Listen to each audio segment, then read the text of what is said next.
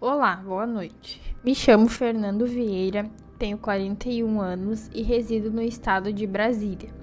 Desde a infância sempre fui um grande admirador do ciclismo, em grande parte devido à influência do meu pai, que também era um entusiasta dessa modalidade esportiva. Na minha família, o ciclismo é uma atividade comum no dia a dia e eu, juntamente com os meus primos e amigos, costumamos realizar trilhas nos fins de semana que podem levar-nos de um município a outro e até mesmo a um estado diferente. Algumas dessas trilhas são mais acessíveis, como as estradas asfaltadas que levam até Goiás, por exemplo, mas há também caminhos por dentro da mata que podem levar alguns dias até chegar em um ponto específico. Em 2015, realizamos uma trilha que partiu de Brasília e seguiu em direção a Goiás. Essa trilha exigiu cerca de 2 dias e meio de esforço intenso, além de ser extremamente desafiadora devido à distância percorrida e à necessidade de acampar no meio da mata. Foi uma verdadeira aventura e contei com a participação do meu primo Romeu e de mais 2 amigos. Porém, não contávamos com alguns imprevistos em nosso caminho. Na manhã de uma sexta-feira, ainda bem cedo e com a escuridão ainda presente, partimos para realizar essa trilha. No início, as estradas apresentavam muitas casas de pessoas que viviam na região. Enquanto pedalávamos, a vista ao nosso redor era composta por casas simples e uma paisagem bem tranquila, cercada por animais. Percorremos algumas estradas de terra, bem sombreadas por árvores altas, que nos proporcionavam um alívio do calor que fazia, e cruzamos riachos para refrescar nossos corpos do sol intenso que fazia. Porém, chegou um momento em que entramos em uma estrada cercada por matas, onde as únicas pessoas que encontramos por horas fomos nós mesmos. Depois de percorrer muitos quilômetros, chegamos a um grande portão de madeira que dava acesso a uma fazenda. Meu primo explicou que os ciclistas eram permitidos a entrar e assim atravessamos a fazenda por uma boa parte do dia. Cerca de meio-dia paramos para comer e 2 horas depois retornamos nossa jornada até um ponto indicado pelo meu primo, onde acampamos. Lá encontramos um riacho propício para banhos e do outro lado havia um local seguro e isolado para acampar. Utilizamos a água do riacho para cozinhar e lavar nossas coisas. Nós acendemos uma pequena fogueira perto do rio para afastar os mosquitos e os animais e preparamos um macarrão instantâneo com outros ingredientes. Por volta das 8 horas da noite, nós jantamos, montamos as nossas barracas e escondemos as bicicletas para dormir. Antes de escurecer, juntei bastante lenha para manter o fogo aceso por um bom tempo. Às 9 horas fomos dormir e era uma noite muito fria e com bastante vento. O vento não deixava a barraca ficar em paz e eu acordava constantemente. Foi então que vi um burro que me assustou dentro da barraca, seguido por um barulho forte que eu pensei que era uma árvore caindo. O barulho acordou todo mundo e saímos para ver o que estava acontecendo. Tínhamos lanternas e tentamos olhar ao redor, mas a escuridão era total. E nesse momento eu ouvi um som terrível vindo do outro lado do rio, agora mais próximo de nós.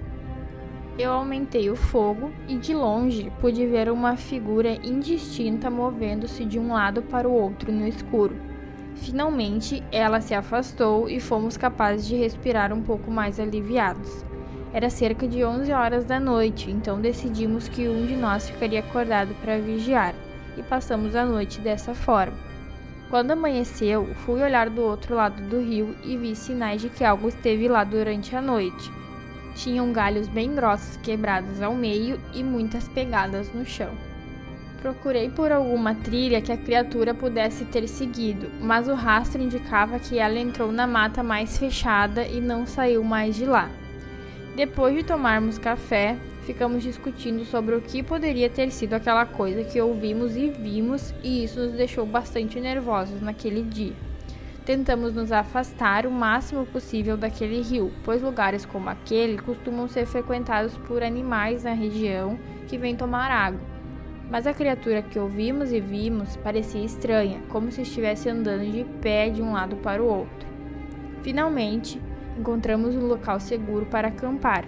Paramos embaixo de uma árvore e montamos o nosso acampamento novamente, bem longe do primeiro lugar que acampamos, e nos sentimos um pouco mais seguros lá. Nós estávamos em busca de lenha para aumentar o fogo à noite, e à noite Caio, o meu amigo, e eu não conversamos. Em vez disso, ficamos comendo em silêncio, observando o fogo atentamente e prestando atenção em qualquer barulho. Eu havia preparado uma rede com retalhos e cordas lá em cima da árvore para que alguém pudesse vigiar o nosso acampamento enquanto os outros 3 dormiam. Fui o primeiro a assumir a vigia e me sentei na rede para ter uma boa visão. 3 horas depois, acordei meu primo para que ele assumisse a vigilância e fui dormir. Algumas horas depois, acordei com meus amigos conversando. Ainda era noite, mas eles estavam sentados perto da fogueira. Eu me levantei e perguntei por que eles não estavam dormindo. Eles nem precisavam responder, pois ouvimos o ruído da criatura novamente. Uma criatura da noite que parecia estar muito distante. No entanto, o medo não nos permitiu dormir mais. Finalmente, quando amanheceu, juntamos nossas coisas e iniciamos nossa trilha para finalmente terminar nossa jornada. Eu liguei para minha esposa, que estava nos esperando no carro com a esposa do meu primo em um posto no estado de Goiás. Começamos a pedalar e ainda tínhamos mais 4 horas de pedal até chegar lá. Cerca de 2 horas depois, encontramos um sítio e o senhor que estava perto do cercado amarrando um cavalo. Paramos para conversar com ele e compartilhamos o que tínhamos visto e ouvido nas matas.